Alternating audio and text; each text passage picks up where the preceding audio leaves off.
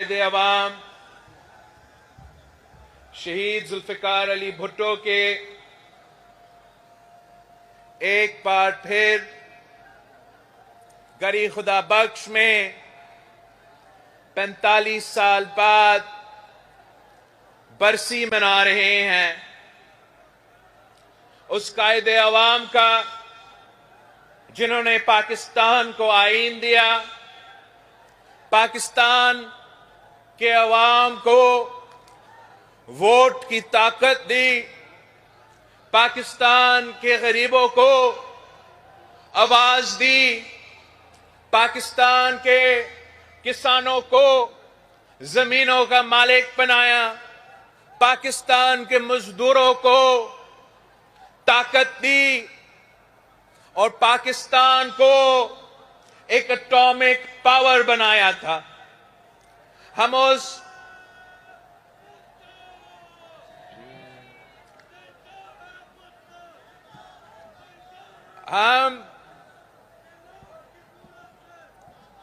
قائد عوام شہید ذوالفقار علی بھٹو کو خراج عقیدت پیش کرتے ہیں۔ دنیا یہ بات مانتی ہے کہ جو شہید ہوتے ہیں وہ زندہ ہوتے ہیں، اور آج بھی قائد عوام شہید ذوالفقار علی بھٹو زندہ ہے۔ شہادت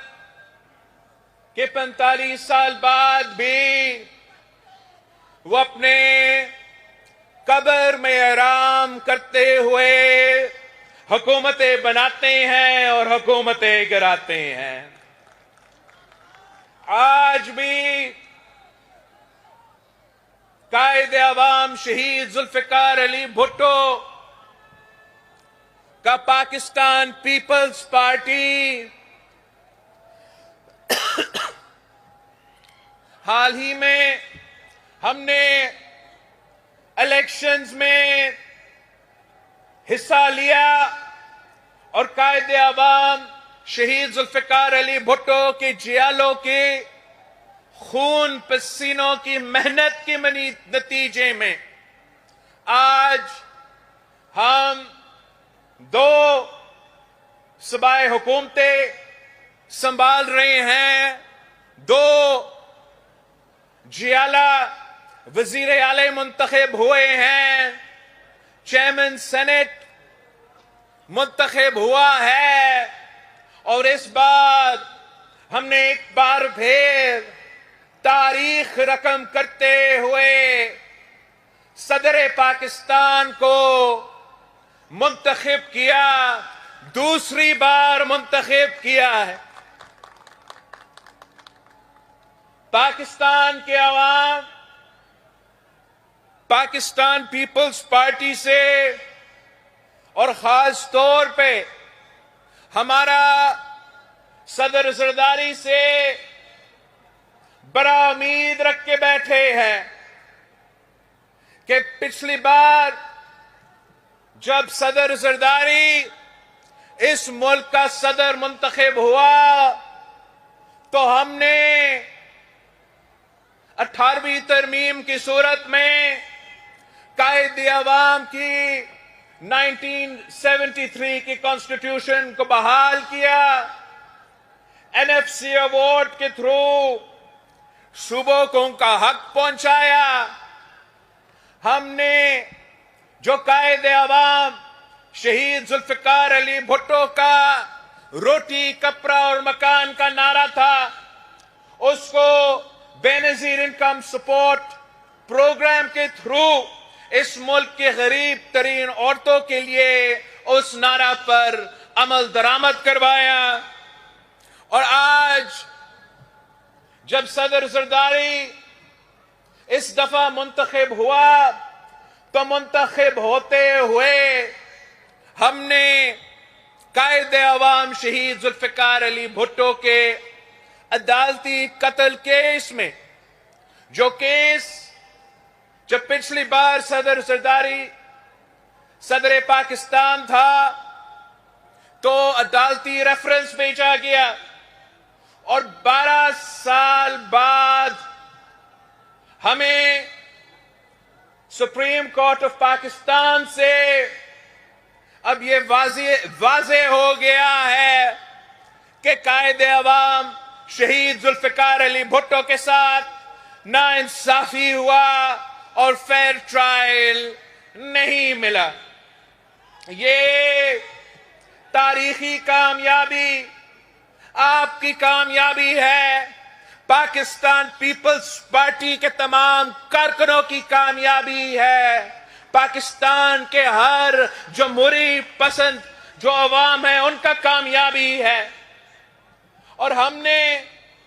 اس سفر کو آگے لے کے چلنا ہے. پچھلے بار جب صدر زرداری نے یہ عہدہ سنبھالا تو ریکنسیلیشن کا، مفاہمت کا سیاست متعارف کروا کے چارٹر آف ڈیموکریسی پہ عمل درآمد ہوئے اور ملک میں پولیٹیکل سٹیبلٹی، اکنامک سٹیبلٹی اور جمہوری سٹیبلٹی آیا تھا. تب بھی بہت سے ایسے قوتیں تھے جو جمہوریت میں یقین نہیں رکھتے تھے. ہر وقت وہ سازشیں پکاتے رہتے تھے، مگر صدر زرداری نے ان تمام سازشوں کو ناکام کروایا. آج بھی کچھ ایسے سیاستدان ہیں جو پی این اے پارٹ 2 لے کر آنا چاہتے ہیں. کچھ ایسے سیاستدان ہیں جو اپنے ذاتی انا کی وجہ سے وہ اس ملک کی قسمت کے ساتھ کھیلتے ہیں، اس ملک کے عوام کی قسمت کے ساتھ کھیلتے ہیں. اور اب وہ سازش پکا رہے ہیں کہ وہ ڈانڈلی کا ڈھول بجا کے ایک بار پھر اس ملک میں پولیٹیکل انسٹیبلٹی لے کر آنا چاہتے ہیں اور اکنامک اسٹیبلٹی کو جاری رکھنا چاہتے ہیں. ہم ان تمام قوتوں کو یاد دلوانا چاہتے ہیں کہ جب قائد عوام شہید ذوالفقار علی بھٹو اس ملک کا وزیر اعظم تھا تو کچھ ایسے سازشی قوتیں 9 ستارے بن کے ایک مہم چلائے تھے. ان کا خیال یہ تھا کہ وہ قائد عوام شہید ذوالفقار علی بھٹو کو حکومت سے نکال کے خود حکومت میں آئیں گے. مگر ان کی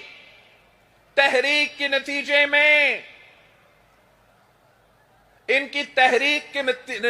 میں پاکستان نے 10 سال آمریت بھگتنا پڑا. اور آج بھی یہی خطرہ ہے کہ اگر ہم سیاستدان ایسے ماحول نہ بنائیں اور ہم نیشنل ریکنسیلیشن پہ دھیان نہیں دیں گے، ایک دوسرے کے خلاف گالم گلوچ کی سیاست کھیلتے رہیں گے، تو اس سے نہ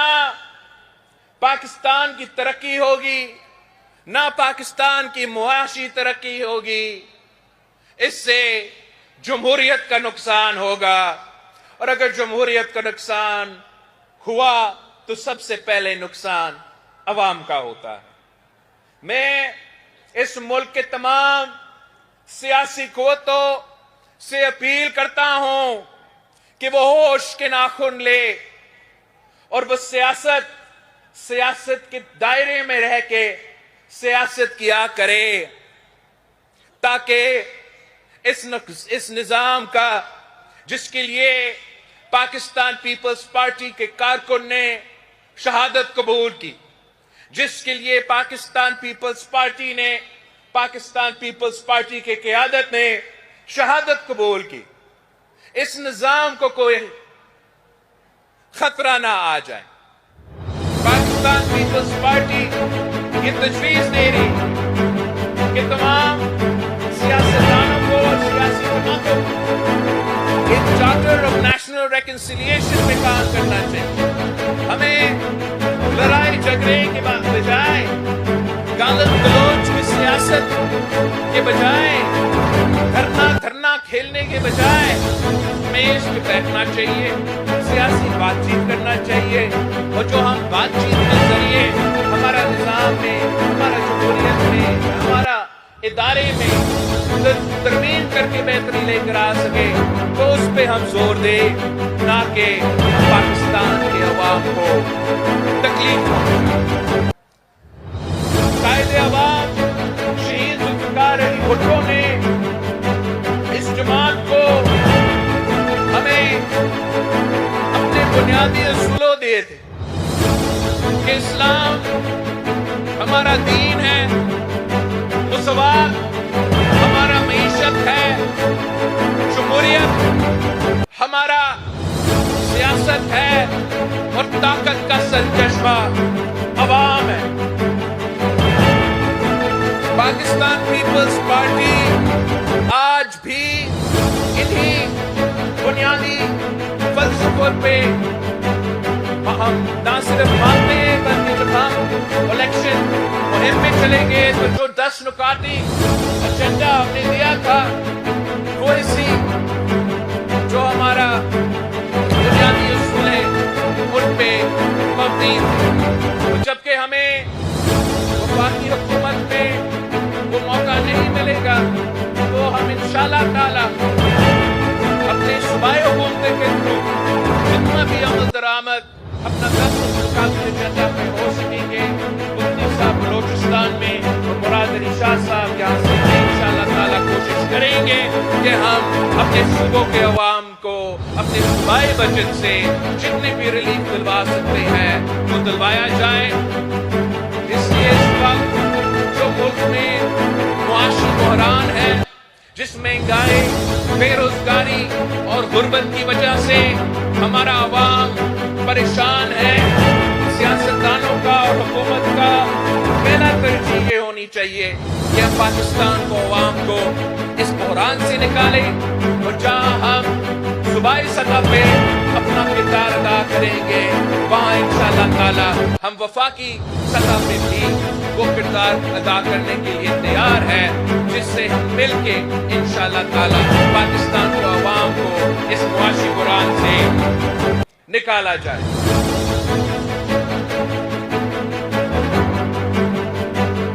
پچھلی بار جب